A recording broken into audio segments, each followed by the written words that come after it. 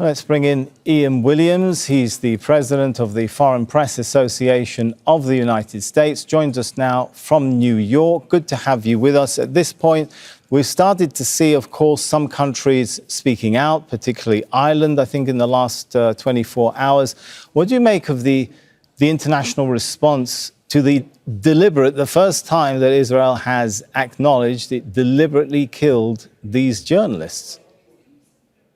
Well, I think that's the key point. It's acknowledged. In fact, it boasted almost.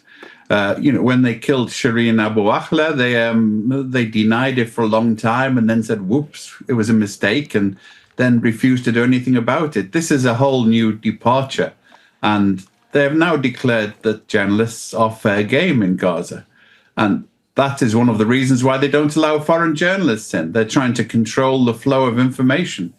And that is very much dependent on Palestinian journalists like al-Sharif, who have really bravely and beyond the call of duty have been trying to report on what's happening in Gaza. How will this impact the public's right to know what is happening in Gaza, but also in key areas which have been under the most pressure and potentially will be coming under even more pressure if the latest Israeli cabinet policy is put into place, places like northern Gaza? And the West Bank. I think, the whole issue of control of information by shooting the messenger is now the Israeli agenda. They want to make sure that only their version gets out. And they get more and more frustrated as people persist in showing the reality. And their acolytes across the world all keep saying, no, it's not true, it's not happening. And the worst thing that I want to combat is the idea that in some way, that al-Sharif was an Hamas operative, and secondly, that this justified the killing. And both points are wrong. I mean, they produced no evidence of his active Hamas membership. And Hamas, what does it mean? It's as though we said that every Israeli is therefore, is by virtue of citizenship, ready for draft into the IDF. Therefore, they are part of what's been indicted as a war criminal organization, and therefore fair game. So if you apply these parameters in other circumstances, suddenly people begin saying, well, that's not the way it works. Yes, it does work that way. And they have got away with it by using the terrorist label to justify their actions. It doesn't justify their actions. And I think that is sinking through. But even then, a lot of the Western media, it's speaking as as representative journalists, it's not the journalists themselves. They are often providing the truth. It's the managements who are frustrating it. Many BBC journalists have tried to tell the truth, but in the meantime, management interferes. The same with the US. Most of the people who are exposed to the situation in Gaza and the Middle East know what's happening and are eager to get it out there. But the layers of control, I mean, we've seen the corporate control of media across the world, and especially across the West, is such that the truth is, what is it? Well, I think Mark Twain said that a lie gets twice around the world before the truth has put its boots on. And this is what's happening. More and more their version goes out there because that's the official version.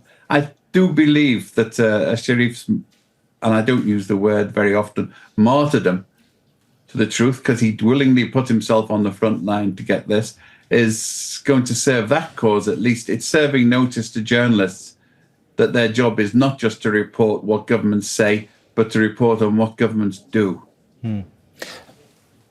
Even, I mean, when it comes to the point that you mentioned of labeling, putting labels to justify the killings of journalists, put that into historical context for us, because we, of course, must remember it's not only Anas al-Sharif who was killed yesterday, it was 5 other journalists who were killed, and at least 2 other people that we have seen reported as killed, including people who Israel has never publicly claimed were associated with any armed group.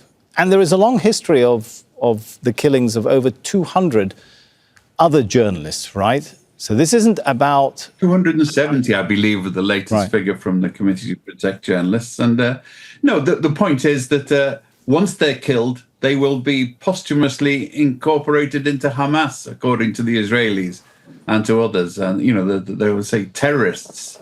And, you know, I am very wary. If I see terrorist appearing in a news broadcast, truth goes out the window. Nelson Mandela was a terrorist.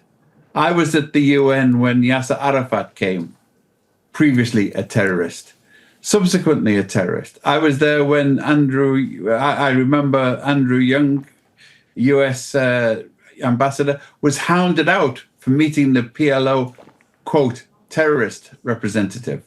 And, you know, it happens in other sectors as well. But in the meantime, Israel is negotiating with Hamas in Qatar. It is collaborating, and according to some reports, actually helped set it up originally as a counterblast to Arafat and Fatah.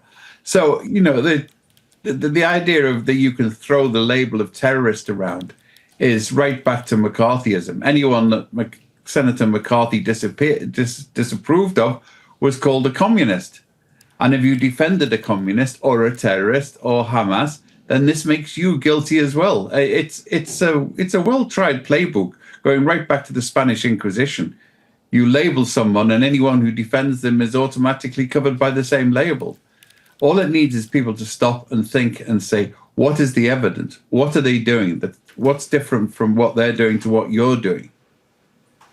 All right, thank you very much for sharing your time and thoughts with us. Ian Williams, President of the Foreign Press Association. Thank you. Don't miss out. Get the full picture. Subscribe to Al Jazeera for reliable news, expert insight. Like, share, stay ahead.